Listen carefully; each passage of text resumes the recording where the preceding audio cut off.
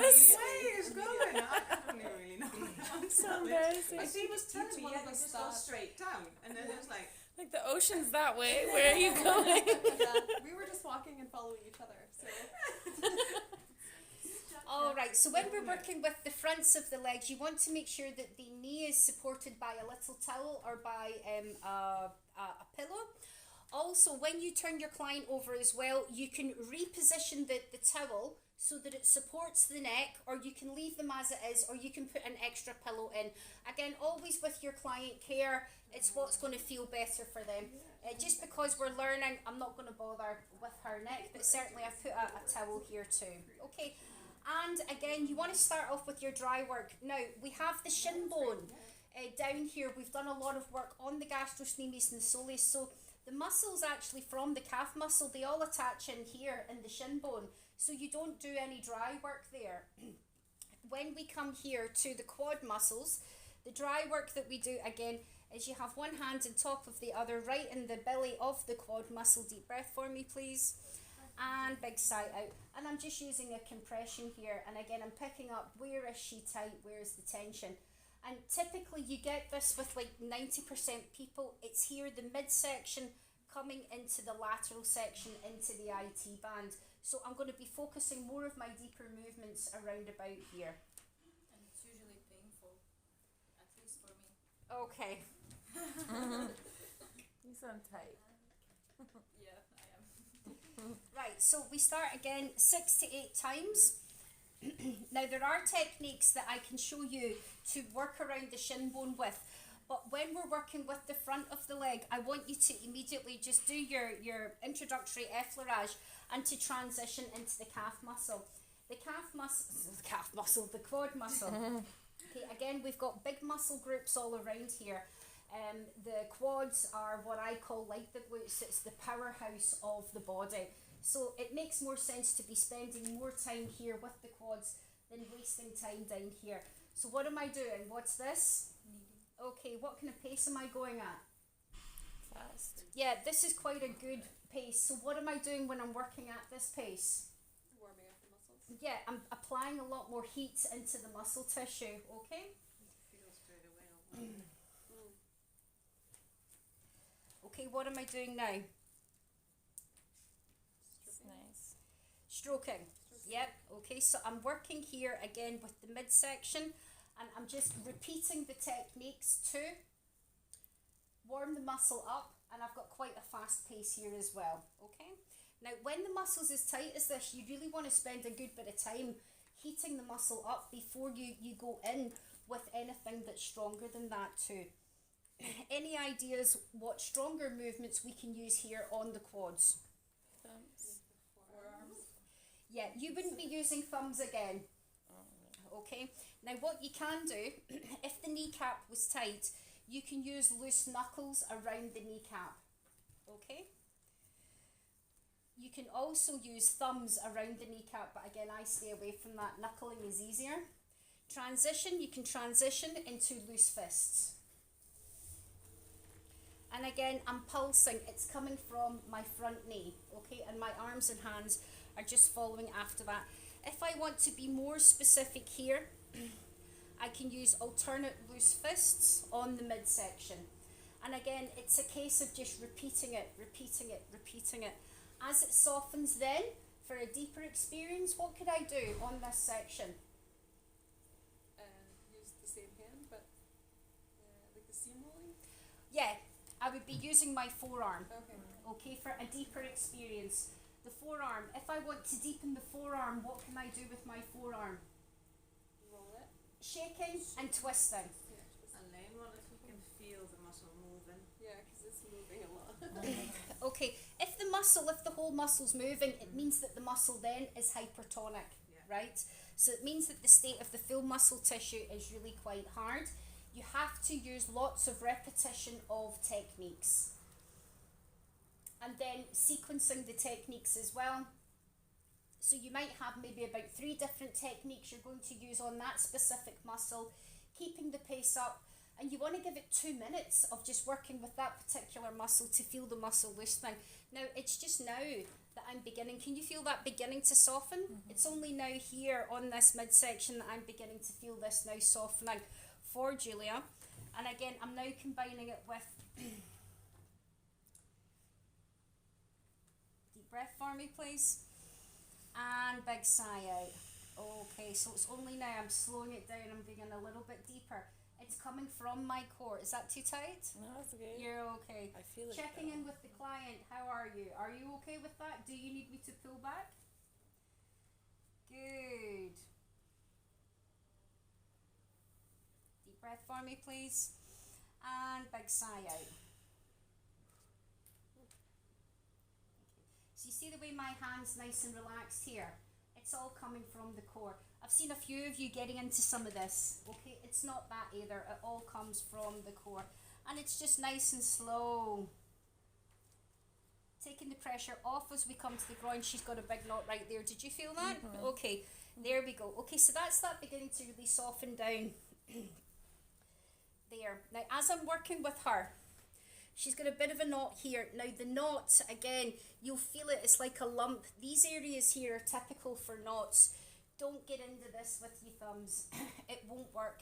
Again, what you have to do is to keep working with. So here in this position, it's a lot of repetition with just twisting, twisting, twisting. Oh, that's great. But wow, that muscle is like. Oof, that's deep. Okay, if you want to pull it back, you can come back in with some alternate loose fist or single loose fist. Weird. Deep breath. I never get massages there. No, When it's I not. do, it's always like my back and back really. Maybe next time if you get a massage, you might want to ask them. I will, yeah. Is it a lump? Okay, now what I'm doing to break down this knot, because it's quite big, is I'm using, see the way I've got more of a focused loose fist. I'm not loose fisting the full thing. The knot is here, so I'm being much more focused in moving the big knot that's there. And again, you have to keep repeating and repeating and repeating. As it begins to soften, again, you want to transition and bring it back in with your steamroller.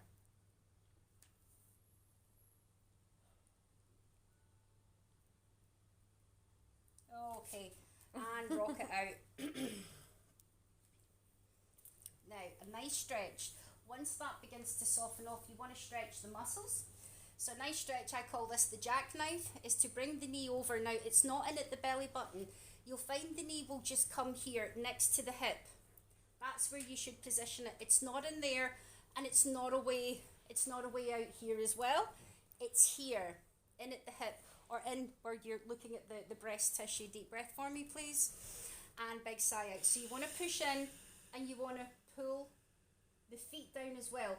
When you lever the feet down, it forces the quad muscles to really stretch out.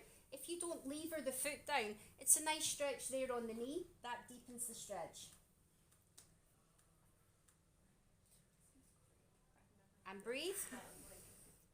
And relax. And push into it yet again. There we go. Yeah. It's crazy, isn't it? Yeah. Sometimes when you sit, don't you have sometimes you just Mhm. want that?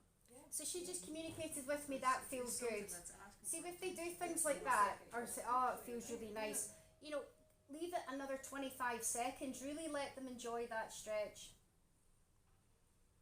She's a yoga teacher as well, so yoga teachers can really hold it, you know. And she's flexible. Yeah. Not everybody is flexible. Yeah, Just pick up the leg and you're like, no, it hurts. Now, an extended way to work over the top of the leg and also to combine it with the hamstrings is to have double hands here, just at the base of the kneecap, and you're coming up over the kneecap, and you've got a hook on. There's a hook here, and you're going to steamroller with your hook down the hamstrings, the abductors here on the inside, and the IT band. And it's a kind of focused, located movement, taking the pressure off and then effleuraging back up over the hamstring, bringing your own body back. And again, this gives a really nice squeeze for the calf muscles. Repositioning, squeeze those calf muscles out. And again, working your way down and squeezing. So again, it comes from your own body movement.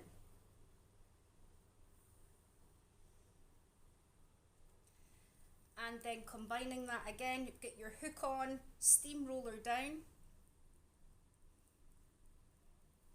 releasing and effleuraging back up.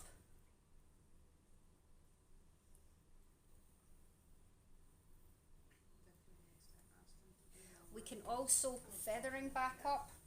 That can feel really nice as well. And bring it down. Now, if we find here the IT band is quite tight, a safe way to stretch out the IT band is to push the leg over and with your forearm just underneath, again she's super flexible, most people can't do that, is to then just steamroller here down this IT band. This is good for tight hips if people have hip mobility problems, just to let that release a little bit.